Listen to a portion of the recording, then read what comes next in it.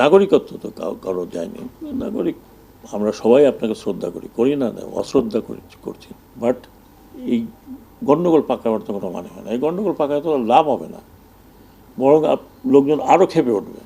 জাতীয় পার্টির কী দশা হয়েছিল, কিন্তু বেঁচে গেল কেন?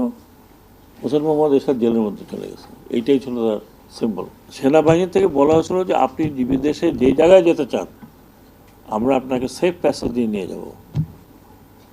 বেঁচে আছেন, জেনারেল নুরুদ্দিন এখনো বেঁচে আছেন।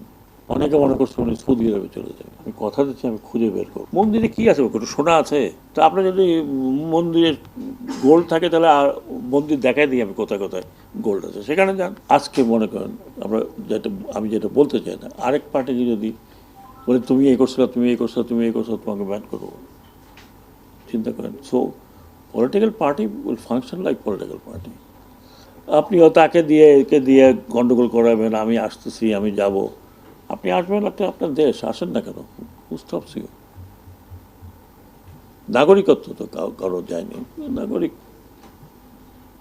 21 বছর প্রধানমন্ত্রী তো করেছেন, আপনি স্বেচ্ছায় চলে গেছেন, কেউ যেতে বলেন নাই। আপনি স্বেচ্ছায় গেছেন, আপনি ভালো থাকেন, আবার আসেন। আমরা সবাই আপনাকে শ্রদ্ধা করি, করি না, অশ্রদ্ধা করছি, বাট এই গণ্ডগোল পাকাবার তো কোনো মানে হয় না। এই গণ্ডগোল পাকায় তো লাভ হবে না, বরং লোকজন আরও ক্ষেপে উঠবে। তো that's not how you do ইট।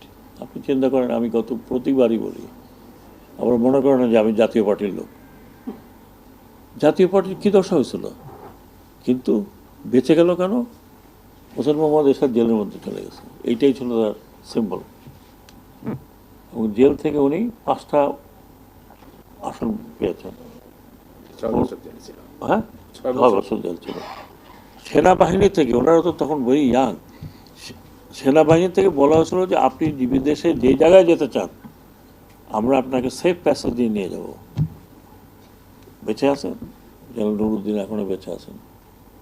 জিজ্ঞেস করেন, আমার কথা যদি মনে করেন ঠিক না, জেনারেল নুরুদ্দিনকে আপনারা যান, স্যার এরকম কথা কিনা।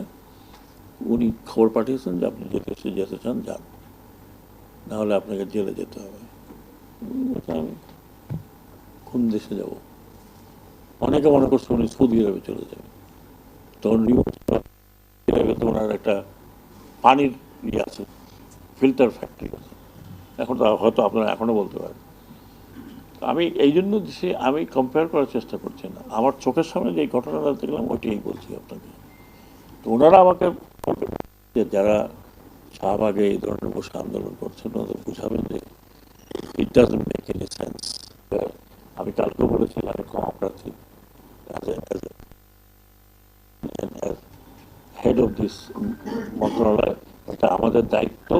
আমরা দায়িত্ব যে কোনো কারণে হোক পালন করতে পারিনি, বাট আমি কথা দিচ্ছি আমি খুঁজে বের করব। আমি খুঁজে বের করব, কারণ এই লোকগুলো পারপাসলি ইচ্ছা করে।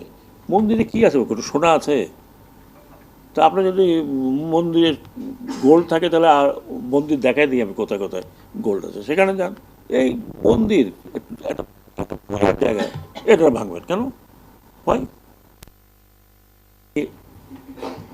শেষ করবো এই বলে, আমি যারা এগুলো করছে তাদের উদ্দেশ্যে বলছি, পলিটিক্যাল পার্টিগুলোর উদ্দেশ্যে বলছি, আপনারা আপনাদের এলাকায় এগুলো ঠিক করেন। যদি কনস্টিটিউয়েন্সি বেসড যদি আমরা হিসাব নিতে থাকি, আপনারা আমাকে ভালো করে জানেন, আমি নতুন লোক না। আমি 5 বছর আপনারা আমার সাথে ছিলেন।